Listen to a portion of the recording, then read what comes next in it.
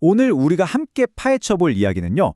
한국형 무속정치학이라는 책에서 던지는 아주 흥미로운 질문에서 시작합니다. 이 책은 현대 한국 사회를 들끓게 하는 이 뜨거운 감정들이 사실은 수천 년 된 아주 깊은 뿌리에서부터 나온다는 정말 놀라운 주장을 하거든요. 그 도발적인 생각의 흐름을 지금부터 같이 한번 따라가 보시죠. 거리의 격렬한 시위, 또 아이돌 팬덤처럼 신격화되는 정치인들, 그리고 온라인을 순식간에 뒤덮는 캔슬 컬처. 정말 우리에겐 너무 익숙한 풍경들이죠? 이걸 보면서 아니 도대체 이 엄청난 에너지는 다 어디서 오는 걸까? 이런 궁금증 한 번쯤 가져보지 않으셨나요? 자, 여기서 아주 도발적인 질문을 하나 던져보겠습니다. 만약에 말이죠, 이 모든 현상의 진짜 원인이 저기 수천 년 전 우리 민족의 아주 오래된 정신세계에 숨겨져 있다면 어떨까요? 네, 바로 이겁니다. 이게 바로 오늘 우리가 파헤쳐볼 이야기의 심장을 관통하는 핵심 주장이에요. 현대 한국이라는 이 거대한 나무의 열매가 왜 이런 맛을 내는지 알려면 그 땅속 가장 깊은 곳에 뻗어있는 무속이라는 고대의 뿌리를 먼저 들여다봐야 한다는 거죠. 그럼 첫 번째 장에서는요, 한국의 숨겨진 운용체제에 대해서 한번 알아보겠습니다. 우리가 평소에 의식하지 못하는 사이에 사회 전체를 움직이고 있는 보이지 않는 문화적 코드, 바로 그게 무속이라는 겁니다. 저자는 이렇게 말합니다. 정치는 한 사회의 총체적 반영이다. 한국 사회 문화가 무속에 뿌리를 두고 있다면 그 정치 또한 무속적일 것이다. 아, 정말 간단하면서도 강력한 논리 아닌가요? 결국 한 사회를 움직이는 그 문화적인 DNA가 정치의 얼굴을 그대로 빚어낸다는 뜻이죠. 자, 이제 본격적으로 현대 사회를 분석하기 전에 우리가 꼭 알아야 할 몇 가지 도구들을 챙겨보겠습니다. 이 주장을 이해하기 위한 무속 핵심 가이드, 지금부터 아주 빠르게 시작해 볼게요. 먼저 무속입니다. 우리가 보통 종교라고 하면 죽음 이후의 세계나 구원 같은 걸 떠올리잖아요. 근데 무속의 핵심은 완전히 달라요. 바로 지금, 여기, 이 땅에서 벌어지는 현실의 문제를 해결하는 것. 이게 바로 무속의 가장 큰 특징, 극단적인 현세주의입니다. 그리고 무당은 크게 두 종류로 나뉘어요. 어느 날 갑자기 신이 몸에 확 내리는 강신무가 있고요. 또 가문의 비법처럼 그 역할을 물려받는 세습무가 있죠. 카리스마 넘치는 영매 스타일과 안정적인 사제 스타일. 이 둘의 차이가 나중에 정치 지도자를 분석할 때 정말 중요한 열쇠가 되니까요. 꼭 기억해두세요. 무속의 핵심 의식은 바로 구지죠. 굿은 그냥 신기하고 기이한 춤이 아니에요.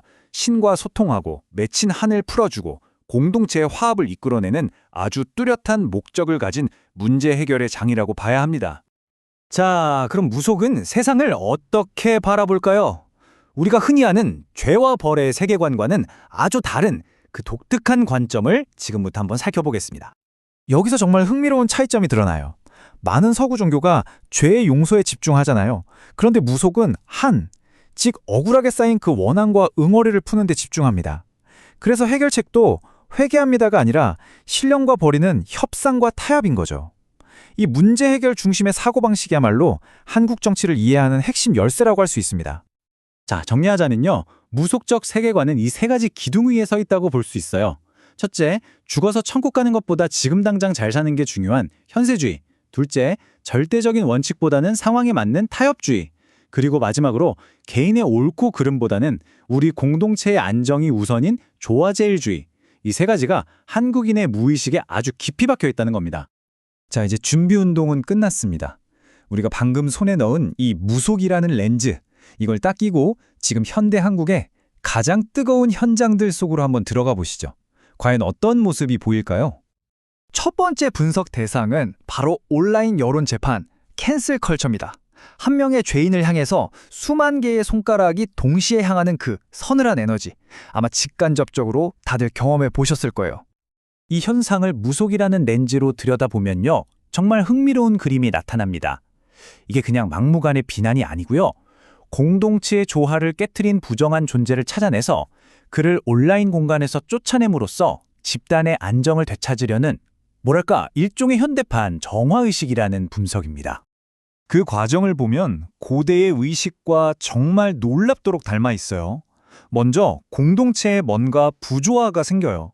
그러면 사람들이 그 원인을 딱 지목하죠. 그리고는 맹렬한 비난을 퍼부어서 그를 상징적으로 축출합니다. 그러면 마침내 우리 공동체의 조화가 회복되었다고 믿게 되는 거예요.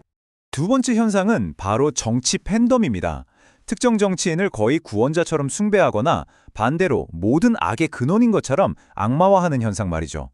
이 책에서는 특히 보수 진영의 상징인 박정희 전 대통령과 진보 진영의 상징인 노무현 전 대통령의 사례를 통해서 이 현상을 아주 깊이 파고들고 있습니다.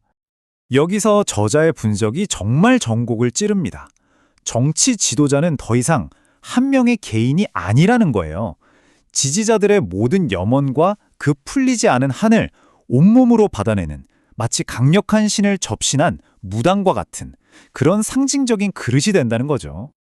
이 관계는 마치 무당과 그의 오랜 신도, 그러니까 단골의 관계와 아주 비슷해요. 지도자는 집단의 의지를 구현하는 신이 되고요. 지지자들은 그를 맹목적으로 따르는 신도가 되는 겁니다. 이 순간부터 합리적인 지지는 신앙이 되어버리고 정당한 비판은 감히 신을 모독하는 신성모독으로 취급되죠. 예를 들어서 어떤 정치인의 정책이 비판을 받을 때 핵심 지지층은 그 비판의 논리를 따지기보다는 우리 편을 보호하려는 방어 기제를 먼저 보여요. 마치 신성한 존재를 모독으로부터 지켜내려는 것처럼요. 이게 바로 현대 정치에서 나타나는 단골의 심리라는 겁니다. 자, 이제 마지막으로 무속이라는 이 새로운 렌즈가 우리에게 대체 뭘 보여주는지 한번 정리해 보겠습니다. 결국 이 분석이 우리에게 말하는 건 이겁니다. 무속은 박물관에 갇힌 오래된 유물이 아니라는 거요. 지금도 한국인의 무의식 속에서 생생하게 살아 숨쉬면서 우리의 선택과 감정을 조종하는 보이지 않는 문화적 코드라는 거죠. 마지막으로 이 질문을 여러분께 던지면서 마무리하겠습니다. 한국 사회에 무속이라는 숨겨진 운영체제가 있다면 지금 여러분이 살고 있는 사회를 보이지 않게 움직이는 그 문화적 운영체제는 과연 무엇일까요? 오늘 이 분석이 그 답을 찾아가는 작은 실마리가 되었기를 바랍니다.